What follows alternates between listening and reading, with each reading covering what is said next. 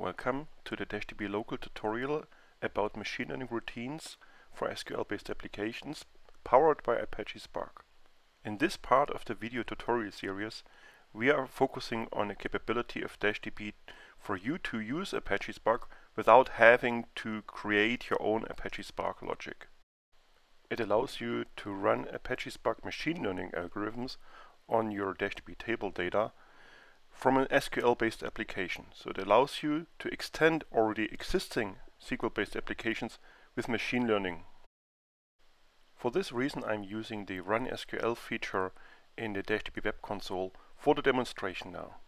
I now want to use an SPSS machine learning algorithm for clustering of data called two-step. This algorithm is implemented on Spark, and it's available to us as a pre-packaged stored procedure in dashDB. This stored procedure is called idax.twostep. It takes as one argument the name of the model that we want to train and under which we want to store it, and the input data which we provide in form of a table. Now we can run this stored procedure. While it's running, we can look at the monitoring and see that there's in fact a Spark application running in dashDB executing the SPSS two-step algorithm.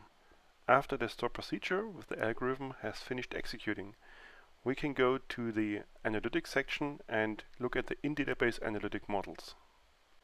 We now find there our new model that we just trained, and we can review various parameters for this model that we have stored inside dashDB. Now let's see how we can use such a stored model and apply it to data that is in dashDB. And in fact, there is now the according counterpart of a stored procedure that allows us to do a prediction with stored algorithms. So in this case, it's the predict two-step stored procedure.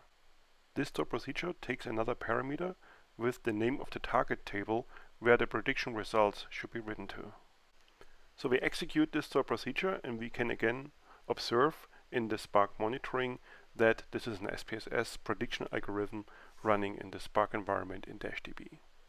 After successful execution of this stored procedure, we can check the list of tables in dashDB, and we find our new table there with the prediction results. For each row of the input data, we find a row here in the result table with the according predicted or scored cluster ID of the two-step model. So you can see it's actually very straightforward for an SQL-based application to make use of Spark machine learning in dashDB. There are many other ways how you can leverage the Apache Spark framework in dashDB. Come back and watch the other video tutorials.